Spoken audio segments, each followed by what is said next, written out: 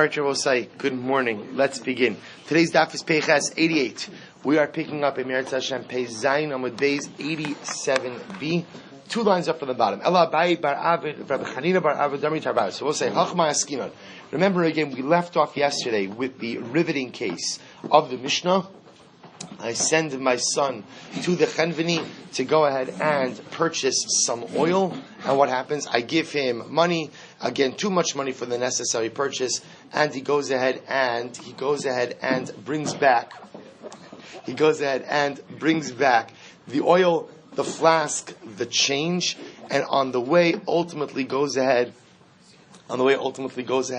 loses the change, breaks the flask, loses the oil. So therefore, again, the Gemara says, so we had a machlokes in the Mishnah about who is responsible for that. So again, the Tanakama the Rabbanan said that the Chenveni is chayiv. Rabbi Yehuda says that the father bears responsibility for sending his minor son. So we're trying to discuss, Shabbos, what exactly their machlokes is. So the Rabbanan held that ultimately, again, the sending of my minor son was just there to tell the Chenveni that I want product, that I did not mean for the Chenveni to actually send the product with my son. Rabbi Yehuda said no.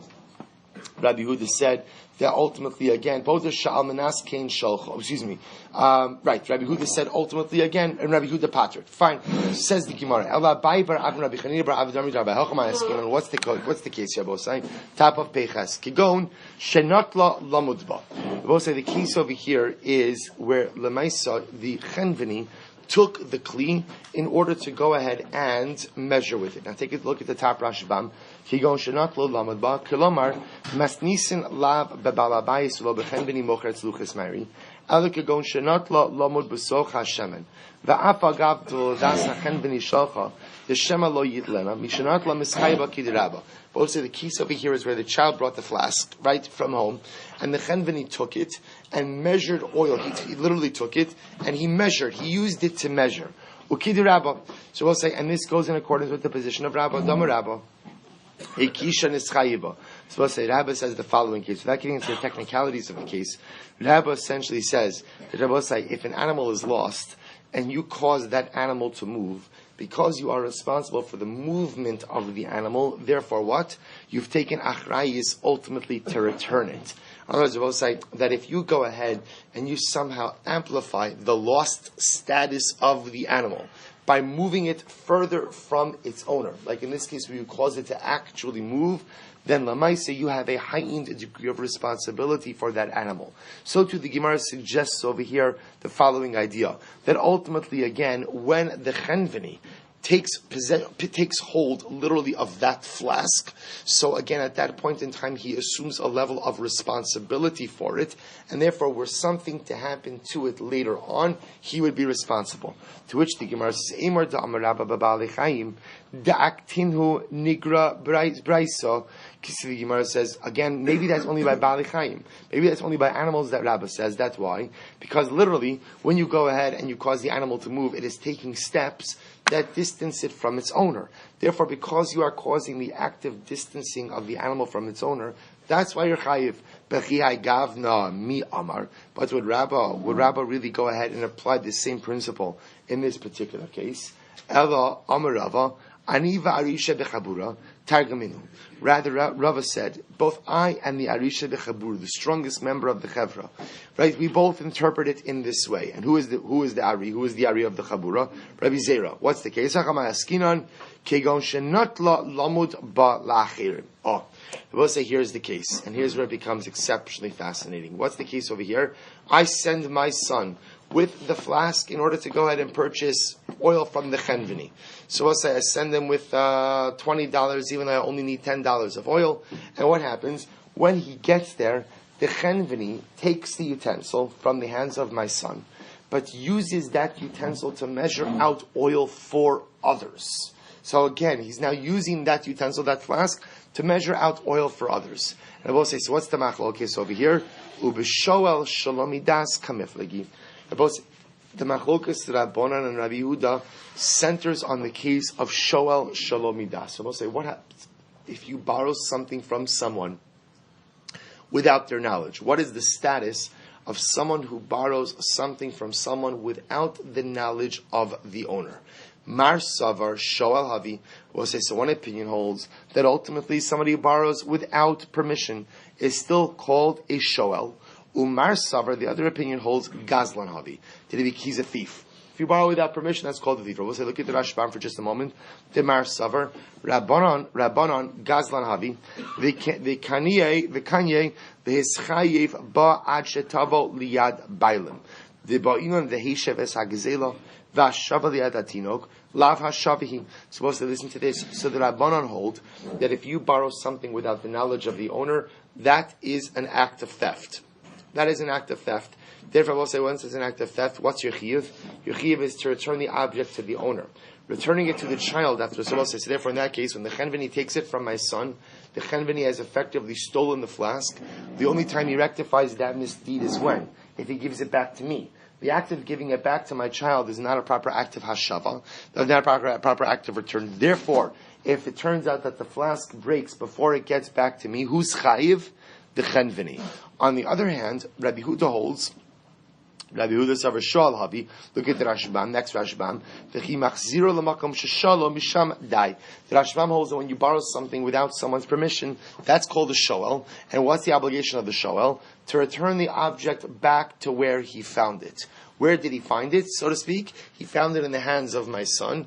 As long as he returns it back there, then what? He has fulfilled his obligation of hashava, and he is done. So both said the Gemara suggests ultimately again that is the machlokis. Now, just so you should know, the way we paskin is that a shoel shalomidas is a gaslan. We hold that borrowing without permission ultimately again is tantamount to an act of theft. I both say, now that being said, there are exceptions to that rule, right? What are the famous exceptions to that rule? So what we call tashmishe dikdusha, tefillin. Right? I could use someone's tefillin without asking their permission. I could use someone's talis without asking their permission. Sfarim is a bigger discussion if you could use it without their permission. Today we assume there's implied permission. Why? I both say because in general, when it comes to tefillin, when it comes to talis, we have the concept of nechale initially avid mitzvah b'mamone, that a person is happy for someone else to fulfill a mitzvah with their property. The reason Sfarim sometimes are a little bit different is because there's a certain level of wear and tear that happens with Sfarim. But again, even today, because we have binding, so we assume that if my sefer is on the table and for some crazy, ridiculous, unknown reason I'm not here, right? So then again, I'm happy for someone else to go ahead and use my sefer. Fine, but in all other circumstances, so the Maisikin, we hold that a shol shalomidas will in fact be a gaz. The Gemara suggests that's the machlokes in the Mishnah between the Rabban and Rabbi Yehuda. Gufa, Amar Shmuel, Hanota Klimina Uman Levakra. So also remember again, yesterday we had this case, and this was also so much riveting stuff yesterday and today. So we had this case where somebody is in a store, and they lift up a kli. Hanota Klimina Uman Levakra. So you can imagine, I'm in the store, right? I'm in the Uman store. I lift up the kli to examine it, and what? V'ne'enas biyado, and I break the kli. What's the halacha? Chayiv. So we'll say again, this is a very important halacha. This is the, right, so this is, you broke it, you bought it. Right, but this also, but it's rooted in halacha. That once you pick it up, again, there's a certain almost kinyan that exists over there, and therefore you're going to be chayiv. V'hani mili hu dikaitzi damel. I will say that is only true of what? If the price ultimately, again, was set. In other words, we're not talking about items where the price is negotiable. It's talking about a situation where the price is already set. So the Gemara tells a couple of stories with this. Hu gavra da'al beitivcha, da'al beitabcha, agba atma de bisra. So also there was an individual who was in a butcher shop. He had lifted up a piece of meat. Bahadi taka agba asa parsha mir mamine. And I will say what happened. As he was holding the piece of meat, a guy on a horse rode by and chapped the piece of meat out of his hand. So the Gemara says, Rav Yemar. So the individual, the customer, came before Rav Yemar in order to figure out is he chayav for that or not. So Rav Yemar chayve l'shalume dame, and Rav Yemar required that the customer go ahead and pay for the piece of meat. So also there's an assumption almost over here that if the price is fixed and you have picked up the utensil, that lamaisa there's an implied understanding that you are about to purchase it, and therefore to a certain degree there's almost like a quasi kinyan on this, which is actually quite amazing. Hahu gavra da'isi kare lepum nara. Let's listen to this case. First of all, line peches aleph. There was a man who came to Pumnara. Pumnara is a place. So what happens? Asukuli Ama Shakul Kra. So we'll say he bought gourds to sell by Pumnara. So the gourds are very popular. Everybody's running to purchase gourds. They'll say there's only one problem. So a Shakul Kra. So the Gemara says, Amar Lahu Harihain Mukdash L'Shamayim. So what was the problem? Everybody was grabbing the gourds, and the merchant got overwhelmed because he did not know who was taking what. And he got nervous that people were just stealing. So he cries out, all of the gourds are hekdish. And of course, this doesn't really help his cause very much. But it's a very good musar. That sometimes when people are flustered, right? Sometimes this is why it's a good idea not to speak when you're too overwhelmed. Because the Lamaisi end up saying things that could be nonsensical and worse, could even be detrimental. But nevertheless, he calls out, they're all hekdish. So Asla came to Rav Kahana. So they came up for Rav Kahana, said, no, what's the status of the hekdish? Amar lahu, ein adam makdish davar sheino shala. Well, it's a very profound statement. So Rav Kahana said, the hekdish status is ineffective. Why? Because a person cannot consecrate something that is not theirs. Which I will say is another dramatic way of saying that the owner of the gourds didn't really own the gourds. Why I will say? Because again, the assumption is the prices were set when the customers picked them up. The intention was to buy.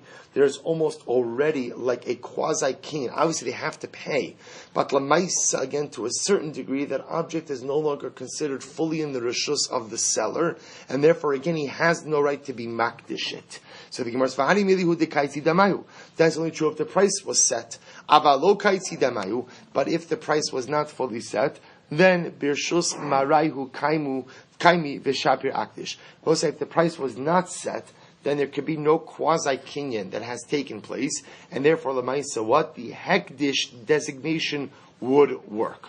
Next, Tanav halokeach yerk min hashuk. Suppose listen to this case. This case is a little bit different. Somebody goes ahead and purchases vegetables in the shuk. And what happened? Ubirer veheniach. So I'll say what he's doing over here is, he's picking out good vegetables, and he's putting them on the side. Now, if you look at the Rashbam, birer veheniach means below gamar liknos. Meaning, he didn't, see, we'll say, the Gemara is making a distinction now between someone who picks up an object and holds it, in which case we assume that lamaisa, when he holds it and the price is set, there's almost like a gemar das that a person has in mind to buy it, in which case a quasi-kinyan has been affected. But I will say, versus someone who's, let's say, going through stuff, putting stuff aside. But it's understood that what? Right? That ultimately, again, he's going to decide on some of it. Right?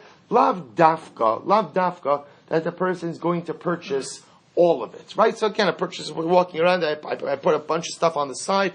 I'm not going to purchase all of it, but I want to set aside the stuff that at least is in the running. So I'll say, what's the halacha? Afilu kol yam kulo, lo kana, v'lo neschayi b'meiser. Therefore, I will say, as long as I'm putting it on the side, and I will say, I just want to point out, these halachos obviously are also very much, I'll call it societally or marketplace driven. In other words, this is how they operated in commerce. It was understood that if an item had a specific price tag, and assuming it was non-negotiable,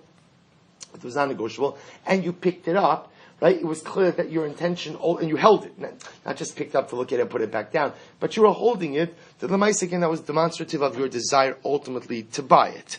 However, again, if you're just putting stuff on the side, then lemais, you're going to buy something of this group, but lav dafka, that you've made a decision on what.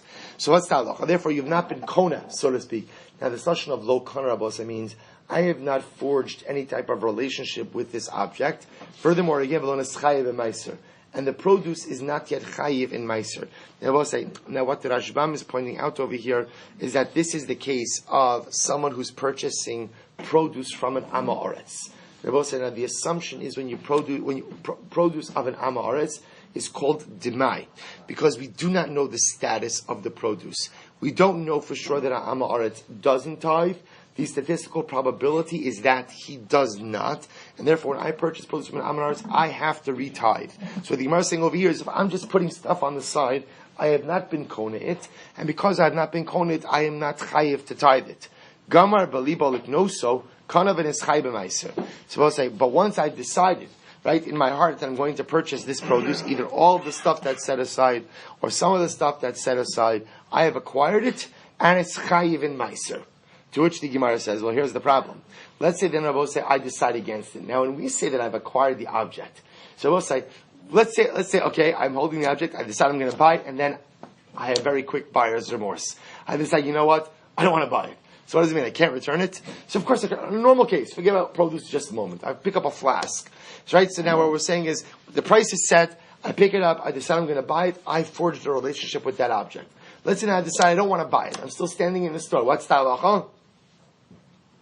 Put it back down and walk out. And I'm done. The produce, or else Gemara suggests, poses a little bit of a different problem.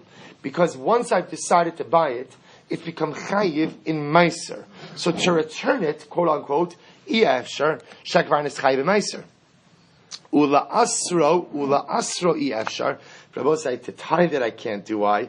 Because to tithe it and return it, the owner is not going to be very happy with me. Shekvar mafchisan bedamim. How could I tithe produce and then return it back ultimately to the owner? So what should I do? Haketzad ma'asro v'nosein lo demei meiser. Well, so what I have to do is tithe the fruit and give now the missing value back to the owner. So I tithe it and give the missing value back to the owner. Tushimar says, what are you talking about? Mishum digamar belibo liknos kana. Then is chayiv b'meiser? What are you talking about? So because I had in mind to buy something, I'm in the produce store. Amma Aretz is fresh produce, right? It's a big sign, but it's easy to remember, right? Amma Aretz is fresh produce. So because I'm in Amma Aretz's store, and I decide that I'm going to buy produce, the act of deciding to buy produce, I haven't given any money, I haven't done anything, but he's going to be chayiv to tithe the produce, even though I'm not going to own it. Meaning, remember, at the end of the day, I'm not even taking this home. I've decided against the purchase, but I'm chayiv to tithe it because I'm gamar belibo. To which the Gemara says, you're right. This is not a normal case. Amar Rabbi Hacha b'yarei shamayim askinon. Rabbi, we're talking about someone who is a yarei shamayim. Now, when the Gemara uses the lashon of a yarei shamayim, what this ultimately refers to is someone who conducts all of his affairs just on a different level. On a we'll call it, uber lechatchila level, that ultimately again above and beyond any normative expectations. Kigon Rav Safra. We'll say the Gemara gives like an example ultimately again of Rav Safra. So the Gemara says, "The kind ben afshei v'dover emes v'lavavo." Because Rav Safra was the kind of person, who upheld with himself the dover emes v'lavavo, who speaks the truth in his heart. Which Rabbi is another way of saying that ultimately, again, if he had in mind something in his heart, even though he did not verbally, even if he did not articulate it, ultimately, again, he would hold himself to the feelings he had in his heart. Look at the Rashman for just a moment. Rav Safra, Havakari Kriyashma, Va'amr Le'ahu Gavra, Havli Iskach Bekach V'kachma. So we'll say, Gemara tells a famous Maisa, Rav Safra was davening Kriyat Shema, and a man came over to him and wanted to do business with him, wanted to buy merchandise from him, and the man offered him a certain amount of money. V'savar d'mishum miyut damim havashasik v'hela lo damim merubim u'la'achar tfilas al'aratz l'kaber ela b'miyut mos harishonos mishum degamar b'libo lahaknos bekach. So listen to this, an amazing ma'isa. The Safra's davening Kriyat Shema. A man comes over to him and says, "I want to purchase your cow, whatever. I don't remember what the object was. I want to purchase your cow. I'll give you $1,000. Rav Safra was silent. Now, why was he silent? What was it? He's in Kriyat Shema. So the buyer understood his silence as like a shtach. I'm not even going to answer you for $1,000. Says, fine, $1,500. Safra's still not answering. The price goes to an exorbitant amount of money. After Kriyat Shema, Rav Safra says, no, I was willing to sell it to you for the $1,000. I just didn't answer you because I was in the middle of Shana. Both sides. Now again, on a technical Choshen Mishpat level, what would Rav Safra been entitled to? The full amount. Absolutely. Again, remember the guy's bidding against himself. That's his problem. That's not my problem. But yet, again, because Rav Safra in his heart had already decided that the initial offer was a good one, that was the one he bound himself to. Therefore, says the Gemara, "V'hachanami gabi meiser kevan diyarei shamayim hu kevan shekar belibo zacha b'mekach and eschayiv b'mechar ki machziro kechozra mochel odami." Therefore, Rabbi say, so too someone like Rav Safra, when they had in mind in their heart to purchase the produce, ultimately again it would be subject to tithes. But Rabbi say, so this is not what we'll call a halachic obligation. This is what we'll call a yarei shamayim obligation. Incredible. Says the Mishnah, Hasiton mekanech midosav echad l'shloshim yon. Both say a wholesaler has to clean his weights has to clean his weights, ultimately, again, once every 30 days. Once every 30 days. So says the Gemara. Now again, really what this is talking about over here is his scales. That's really the better way to say it. His scales or his measures. The idea being that if he's dealing with a lot of produce, over time we'll say what could happen? Some stuff could get the buildup. Now we'll say now the buildup is problematic. Why? Because then it turns out over time if there's enough buildup, you're not really giving your customers the full measure of what it is that they are purchasing. Therefore, he has to clean his measures every 30 days. A balabas, we'll say a balabas is someone who sells stuff, but it's not lavdavka his occupation. But nevertheless, he has scales as well. He's got to clean them out once every 12 months. The assumption is because he's not conducting as much commerce, therefore what? There's not as much buildup. Rav Shimon Gamliel Omer chiluf hadvarim. Rav Shimon Gamliel says, no, it's just the opposite. We'll say the cetone, the wholesaler, is always selling, so that the stuff is always moving off his scales. And therefore there's much less of a possibility for buildup because he's regularly cleaning anyway. The balabas, who does more infrequent business, then what? He has to clean more often. A chenveni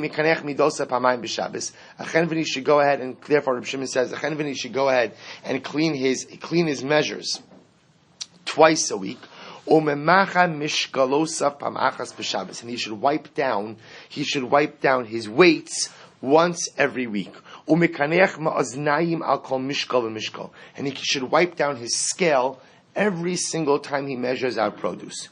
When is this so? Meaning, we'll say everything we've stated until now. Here's the bottom line. The bottom line is you're obligated with some level of frequency to clean off your weights, your scales, and your measures. The idea being we're concerned about buildup, and again, concerned that you're going to inadvertently defraud the purchaser. Says the Mishnah, when is this true? He says, when is this true? When is this true? Belach. But said this is really only true when you're dealing with liquids. Aval yovesh b'yovesh ein otzarach. Rabosai, for dry items, what is the Gemara saying? The concern with buildup, Rabosai, is by what? The concern with buildup is by liquids, because liquids sometimes could get caked on. Dry measure, on the other hand, usually comes right off the scales or right off the measures when you remove the product. On the base, we'll say this is really interesting, and this gets into a lot of the hashkafa of Jewish business. You know, we'll say there's like the choshen mishpat of doing business, and then there's the hashkafa of doing business. That when you sell someone product, you are obligated to weigh the scale down a tefach in the benefit of the purchaser. What the Mishnah is saying over here is that when you are measuring out produce for the purchaser, you are always obligated to tilt the scale in the favor of the purchaser. Now, what the Gemara is saying over here is chayv la'achriya lo tefach. Ultimately, again, means you're chayav literally to weigh the scale down a tefach in his favor. Now, we'll discuss exactly what that means, how much that measurement is. But Lamaisa, what it means is you're obligated to tilt the scale in the benefit, or for the benefit of the purchaser. So the Gemara says, we'll say, however, again, if you're weighing it out, and literally, again, the scale was exactly equal. Ayin means, both sides of the scale are at eye level.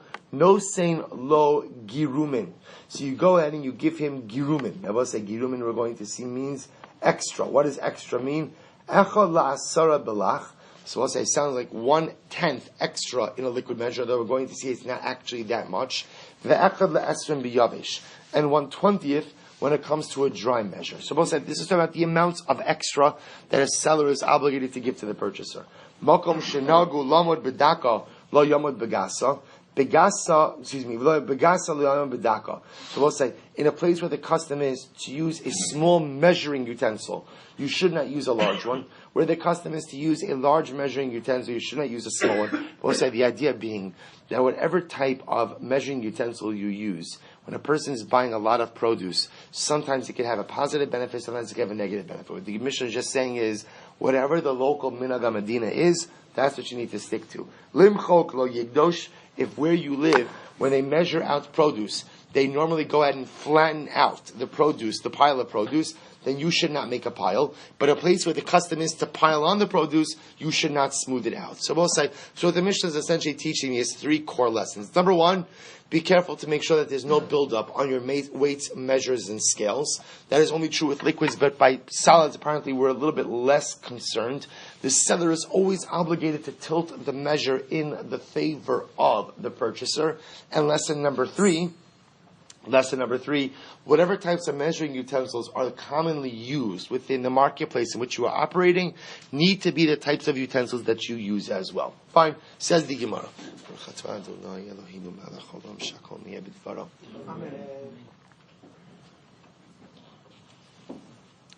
Says the Gemara. Minhani mili. We'll say, how do we know this? Look at the Rashbam. Minhani mili. So we'll say, the Mishnah said a very dramatic statement that when you are measuring out the scales, so you should go ahead, when you're measuring out the scales, you should tilt the scale a tefach in the favor of the purchaser. Where do we know that from? Well, it's like, again, if you think about it, lav dafka, that's good business. It's very nice. It's very beautiful. But from where do I know that there's a mandate to do that? Says the Gemara, Amrei Shlakish Damakra, Evan Shlema V'tzadek. I both say the pasuk when it talks about the obligation to have complete weights and measures says you should have an even shlema, meaning you should have a complete weight of tzedek. So we'll say that word tzedek is extra, right? I don't need that word tzedek. Just tell me even shlema. Why the tzedek? So the Gemara says tzedek mishalcha v'tein lo. It means be righteous from your own and give to your fellow. The Torah is telling me, we'll say 2 mandates. Mandate number 1 is be honest. Mandate number 2 is be generous. But say, if you think about it, by the way, it's an incredible yesod in Jewish business ethics.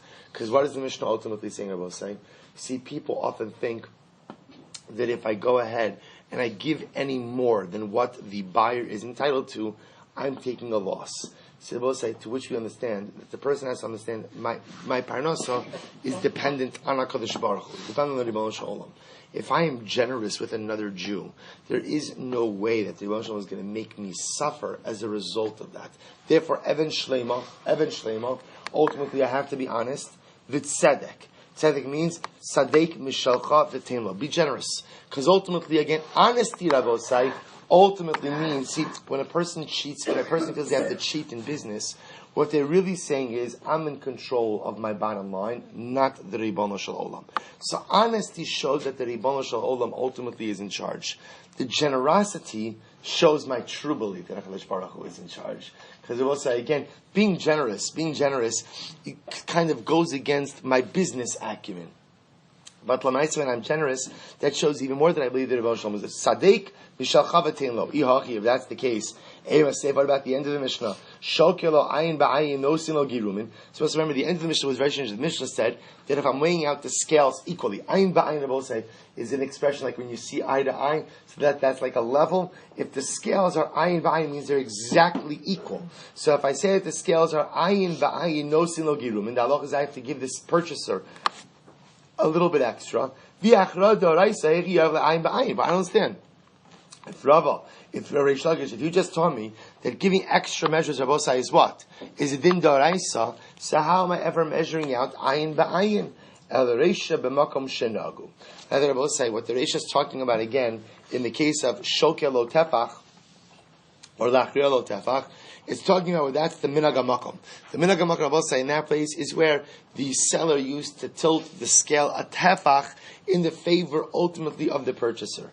V'chi itmar d'Reish Lakish, on Reish Lakish's comment of Even Shlema v'tzedek tzadek mishalcha v'tein lo as-seifa itmar. So we'll say the Mishnah, what the Gemara essentially is answering is Reish Lakish's statement. We'll say is a general statement, which is that when going ahead and selling someone produce, so we'll say the seller has to make sure to tilt the scale in the favor of the purchaser. And we'll say that is a din d'oraisa according to Reish Lakish. Even Shlema, be generous. V'tzedek, tzedek means v'tzedek mishalcha v'tein lo. Be righteous from your own produce and give to your fellow. The first part of the Shabbat was which was said v'chayav lachriya lo tefach was reflecting a certain norm they had in their marketplace. That's not the halacha necessarily, but rather again that was the minhag hamakom that the Mishnah is discussing. So itmar. Fine. So min hani mili, the Amarish Lakish Damakra, V'tzedek, Tzadik Mishalcha V'tein Lo. Fine. Shabbos says that's how we're understanding it. The first part of the Mishnah was was a minhag hamakom. Then the Mishnah said if the scales are equal, make sure to tilt them in the favor of the purchaser. Where do we get that from? The limud, the teaching of Reish Lakish. V'kama gerumin. Now here's what's interesting. So in the second part of the Mishnah taught me that I have to tilt the scales in the favor of the purchaser. So the Mishnah said you have to tilt it. No sin lo gerumin. How much is gerumin? Amrav Amarav Echad me'asara belitra belach. I'm sorry. Amarav Echad me'asara belitra belach la sara litri. So both say so. Ultimately, the Rav Aram Marmal says it's 1/100th. 1/100th. The Rabbi say the basic obligation I have in terms of giving the purchaser extra produce is 1/100th of the amount that I'm selling him. Which Rabbi say again is certainly I guess it depends on the commodity that you're selling, but by no means is an incredibly large amount. But 1/100th is what I'm obligated to add on.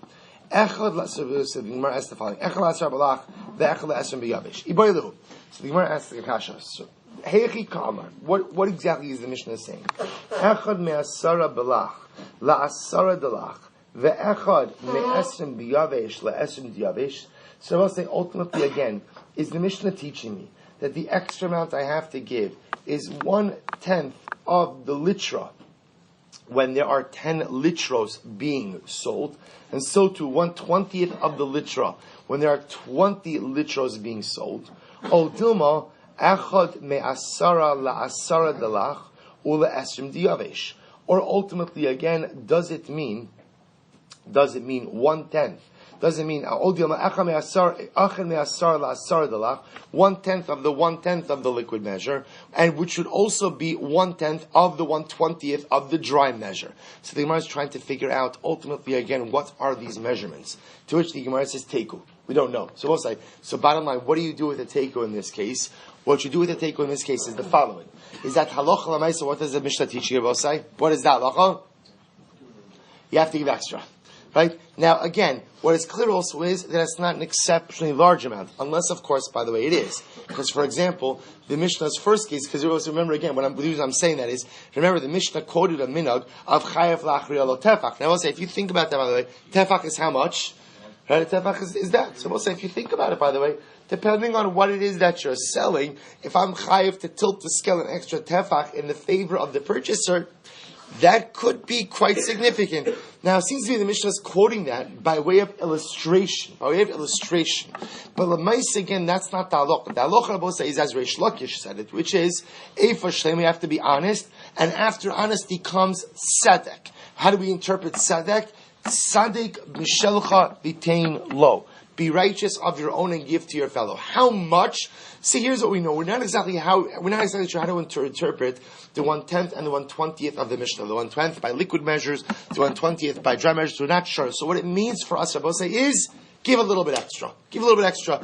Now, bepashtos, that little bit we would assume was probably governed by a marketplace norm. There's an institutionalized generosity in any type of transaction. How much that actually is would probably be dependent on the minhag hamakom. Fine.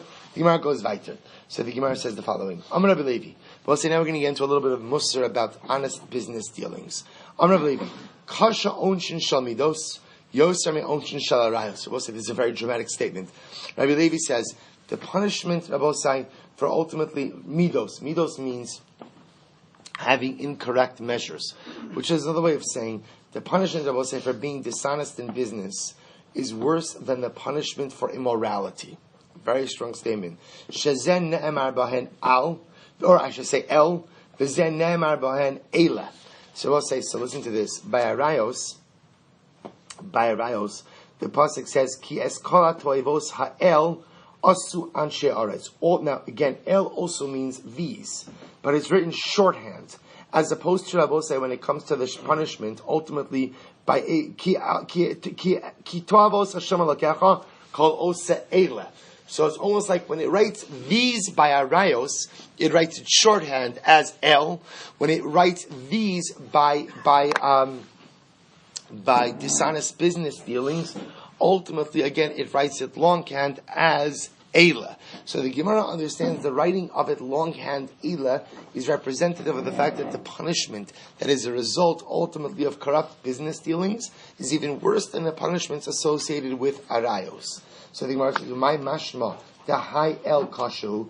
So say, how do you know ultimately again that the lashon of el is a lashon kasha?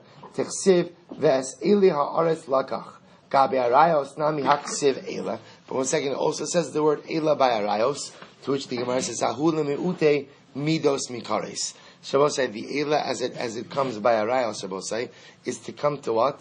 Is to come ultimately again to try to exclude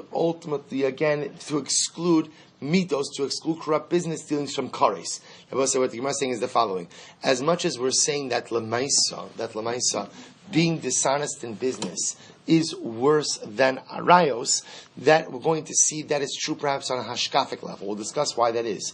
But lemaisa, again, on a punishment level, so certain arayos carry with them the penalty of kares, which Rabbi say, of course, being dishonest in business does not carry.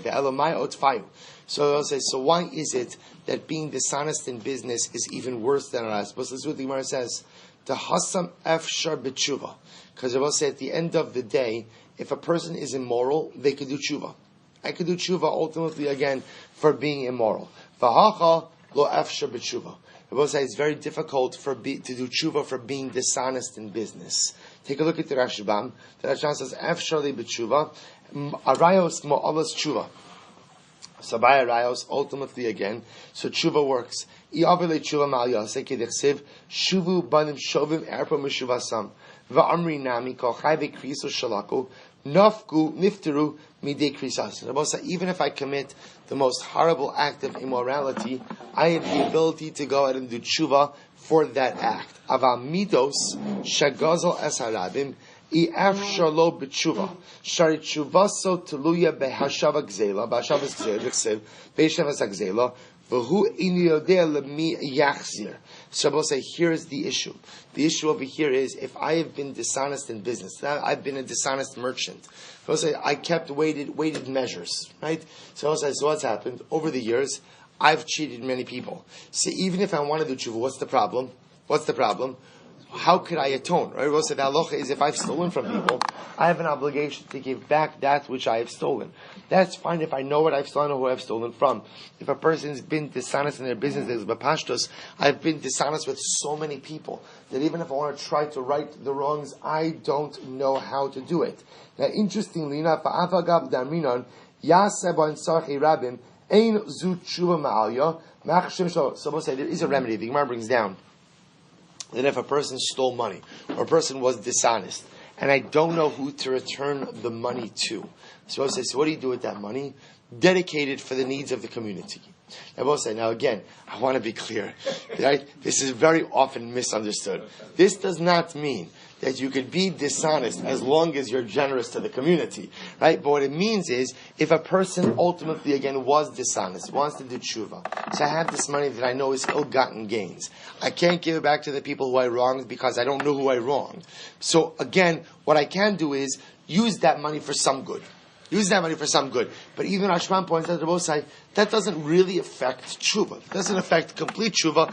It affects partial tshuva. It's certainly better than living in an act of sin, but it's not complete tshuva. Therefore, I will say, because of that, the Gemara says that even being dishonest in business is even worse than arayos, because at least for arayos, I can do tshuva. At least for arayos, I can do tshuva. But lamais, again, ultimately for negative weights and measures, ultimately, again, I will say, I don't have the ability to do true tshuva. So we'll stop over here. We'll pick up Emirat Hashem with Amar Rabbi Levi.